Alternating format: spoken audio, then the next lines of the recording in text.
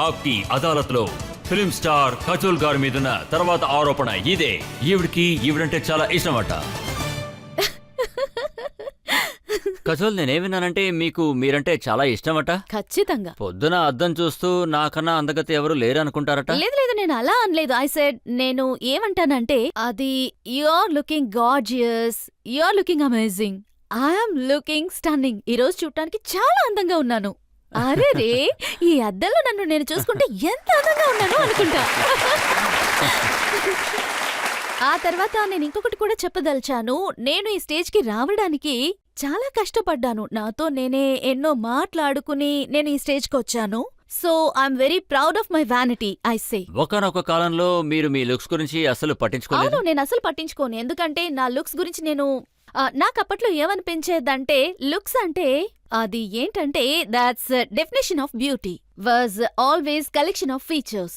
అంటే నా దగ్గర పొడుగ్గా అందంగా ఉండే ముక్కులు లేదు, హై చీక్స్ బోన్ కూడా లేవు, అందంగా పొడవుగా ఉండే తల వెంట్రుకలు లేవు. What is the definition? Normal గా పీపుల్ అందరూ కూడా అందం అంటే ఇలాగే వర్ణిస్తూ ఉంటారు. నాకెప్పుడు ఏమనిపిస్తుందంటే I'm very cool, I'm very attractive and I'm very intelligent. కానీ జుట్టు అటు ఇటు కదులుతూనే ఉంది, కానీ కదులుతూనే ఉంటుంది. డ్రెస్ కూడా అటు ఇటు పోతూ ఉంటుంది. మా అమ్మ అంటుంది, ఏమా నీ కళ్ళలో ఏమైనా ముళ్ళున్నాయా ఏంటి? ఒక్క డ్రెస్ ను కూడా సరిగ్గా ఉంచుకోవు, అన్ని చించేస్తుంటావు. So it was like that. And I think ఇప్పుడు కూడా నాకేమనిపిస్తుందంటే, నా డ్రెస్ ని ఒక మోడల్ వేసుకుని ఉంటే తనకంత అందంగా లేదు, కానీ నాకెంత పర్ఫెక్ట్ గా ఉంది, నేను చాలా అందంగా ఉన్నాను అని నేనే అనుకుంటాను.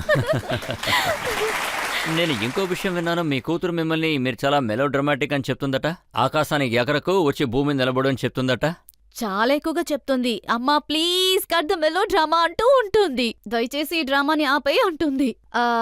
బట్ నేను మూవీస్ ని చూసినప్పుడు లేక ఇమోషనల్ సీన్స్ ని చూసినప్పుడు నాకు కళ్ళల్లో నీళ్ళు వచ్చేస్తూ ఉంటాయి. మా అమ్మ ఏమో నాకు సింగపూర్ నుంచి మెసేజ్ చేస్తూ ఉంటుంది, అమ్మా I love you, I miss you చదువుతున్నప్పుడు అని అంటూ ఉంటుంది. నాకు ఏడుపు వచ్చేస్తుంది, ఎందుకంటే ఐ మిస్ హర్. నేను కూడా అటువంటి పర్సన్ నే. ఎవరైనా నా గురించి అలా ఫీల్ అయితే నేను కూడా వాళ్ళ గురించి అలాగే ఫీల్ అయిపోతాను. ఇది పిల్లల విషయం అయితే ఓకే, కానీ మీరు అజయ్ దేవ్గన్ గారిని బాగా బెదిరించి పెట్టారట.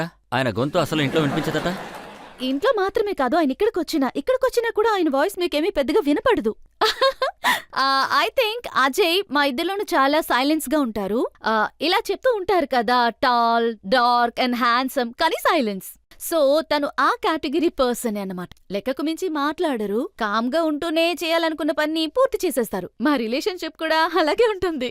మొదటిసారి మీరు ఆయన చూసినప్పుడు ఎవరితోనో చాలా చిరాగ్గా ఉంటాడన్నారు. చాలా చిరాగ్గా ఉండేవారు. ఒక మూల కూర్చుని ఒక మనిషి ఎవరితోటి మాట్లాడకుండా ఒక కార్నర్ లో కాఫీ తాగుతూ అందరినీ చిరాగ్గా చూస్తూ ఐమ్ లైక్ అది చాలా ప్రత్యేకంగా ఉంటుంది కదా. పని చేసే చోట ఒక person hello good morning everyone, hi hello hi ఇలా అందరూ మాట్లాడుకుంటుంటే ఆయన మాత్రం ఒక మూలన చిరాగ్గా కూర్చునేవారు. అది చూస్తే it's strange, it's weird. So అంత వియర్డ్ గా స్ట్రేంజ్ గా ఉన్న ఒక వ్యక్తితో మీ ఫ్రెండ్షిప్ ఎలా మొదలైంది? ఫ్రెండ్షిపే కదా, హాయ్ హలో తోటి మొదలైంది. హ్యాండ్ షేక్ చేసుకున్నాం, ఆ తర్వాత మాట్లాడడం మొదలు పెట్టాం. దెన్ ఐ రియలైజ్ ఇంటెలిజెంట్ గా ఉన్నారు కాబట్టి తక్కువ మాట్లాడుతున్నారు అని. ఇంకా అండ్ దెన్ ఆఫ్ కోర్స్ అప్పటి నుంచి మేము ఫ్రెండ్స్ అవడం మొదలైంది. ఆ తర్వాత ఏదైనా డైలాగ్స్ ఎక్స్చేంజ్ అయిందా? డైలాగ్ ఎక్స్చేంజ్ ఏం జరగలేదు, హలో తోటే మొదలు పెట్టాం. బట్ హీఈస్ మీరు అజయ్ని కలుసుంటే, మీరు తన ఇంటర్వ్యూస్ కనుక అటెండ్ అయ్యి ఉంటే, ఆయన మాట్లాడే విధానమే చాలా ప్రత్యేకంగా ఉంటుంది. ఏదో ఋషిలాగా మాట్లాడతారు. సమ్ టైమ్స్ మనకి ఎలా అనిపిస్తుందంటే, మనం మన ప్రాబ్లం ని ఆయన దగ్గర షేర్ చేసుకుని చెప్పేవే అనుకోండి, మనకి ఇంటెలిజెంట్ గా చాలా మైండ్ బ్లోయింగ్ సమాధానాన్ని ఇస్తారు. ఐ థింక్ ఇలాంటిదే ఏదో జరిగింది. ఆ టైంలో ఆయన రిలేషన్షిప్ లో ఉన్నారు, అలాగే నేను కూడా మరొకరితో రిలేషన్షిప్ లో ఉన్నాను. నేనేమో నా ప్రాబ్లమ్స్ ని ఆయనతో షేర్ చేసుకునేదాన్ని, ఆయన కూడా ఆయన ప్రాబ్లమ్స్ ని చెప్పుకునేవారు. అలాగే మేము మాట్లాడుకునే వాళ్ళం. And we started from that. And ఆ తర్వాత we got into relationship. ఆ రిలేషన్షిప్ మొదలైన తర్వాత మీరు సైలెంట్ గా పెళ్లి చేసేసుకున్నారు. చాలా మందిని ఇన్వైట్ చేయలేదు కదా? అవును, మేము ఎవరిని పిలవలేదు, పెద్దగా ఎవరిని పిలవలేదు. యాక్చువల్లీ ఆయన తరపున ఒక 5-6 మంది వచ్చి ఉంటారు, నా తరపున కూడా ఒక 5-6 మంది వచ్చి ఉంటారు. And that was it. ఆ తర్వాత డెకరేట్ చేసే వాళ్ళే ఉన్నారు. ఆ తర్వాత నా ఫ్రెండ్స్ ఒక 2-3 వచ్చారు మా పెళ్లికి. And that was it. అది మాత్రమే కాదు, మీరు హనుమూన్ కి 2 నెలలు వెళ్లారట. యాక్చువల్లీ పెళ్లికి ముందు నేను ఒక కండిషన్ పెట్టాను. అసలు అది అదేంటంటే 2 నెలలకి ఒక అమేజింగ్ హనీమూన్ కి వెళ్ళాలి, హోల్ వరల్డ్ టూర్ కి వెళ్ళాలని నేను చెప్పాను. కాబట్టి అప్పుడు మేము టికెట్ బుక్ చేసుకున్నది we went from Australia to LA to Los కానీ వేగస్. మధ్యలోనే తిరిగి వచ్చేసారు. అవును, తిరిగి వచ్చేసాం. ఎందుకు అలా జరిగిందంటే అది ఎందుకో ప్రజలకు చెప్పండి. మధ్యలోనే మేము వెనక్కి వచ్చేసాం. అప్పుడు మేము గ్రీస్ లో ఉన్నాము. సో అప్పటికే 40 రోజులు అయిపోయింది. So by the time I think ఆయన ఒకలాగా అయిపోయారు. సో హీ సెడ్ ఒక రోజు మార్నింగ్ ఆయన నిద్ర లేచి నాకు జ్వరం వచ్చినట్టుంది. అది వినగా నేను అయ్యో జ్వరం వచ్చిందా, మెడిసిన్ ఏదైనా కావాలి కదా, నేను వెళ్ళి తీసుకొస్తాను. ఎందుకంటే అప్పుడు మేము గ్రీస్ లో ఉన్నాము. అప్పుడు నాకు అసలు ఎక్కడికి వెళ్ళాలి, మెడిసిన్ ఎక్కడ దొరుకుతుంది, హాస్పిటల్ అవేవి కూడా నాకు తెలియదు. Crocin what ever it is.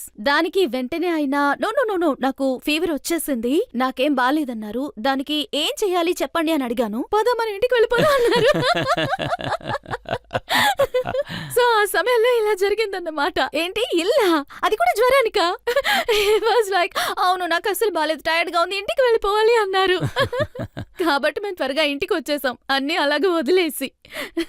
Madam, మీరు కభీ ఖుషీ కభీ గమ్ లో నటించేటప్పుడు మీరు చాందిని చౌక్ చూపించారు. అవును, నేను కూడా చాందిని చౌక్ నుంచి వచ్చాను. అరేరే మీరు నన్ను ముందే కలిసి ఉండాల్సిందే. మేడం, మీకు ఆ ఎక్స్పీరియన్స్ ఎలా ఉన్నింది చాందిని చౌక్ లో చాందీ చౌక్ లో నేను చేసేటప్పుడు? అసలు షూటింగ్ చేయనే లేదు అన్ఫార్చునేట్లీ. సరే. అదంతా ఒక సెట్ మాత్రమే. ఒకవేళ అది చూడటానికి చాందినీ చౌక్ లో ఉండుంటే of course kudos to myself and Karan Johar కి కూడా అందులో బాగా ఉంది. కానీ నిజం చెప్పాలంటే నేను ఢిల్లీలో ఉన్న ఆ చాందినీ చౌక్ కి ఎప్పుడూ వెళ్ళనే లేదు. కానీ నేను ఇంతవరకు ఢిల్లీని చూసినంత వరకు అక్కడ భోంచేశాను, చాలా చాలా బాగా తిన్నాను. ఐ థింక్ ఢిల్లీ కంటూ ఒక ఫ్లేవర్ ఉంది కదా, ఆ ఫ్లేవర్ అంటే నాకు చాలా చాలా ఇష్టం. Thank you ma'am, thank you so much ma'am. Delhi భోజనం తిన్నారు, కానీ మీకు వంట చేయడం రాదని విన్నాను. తెలీదు, నాకు వంట చేయడం అస్సలు తెలీదు. అది కూడా నా మీద ఒక నేరమా ఏంటి?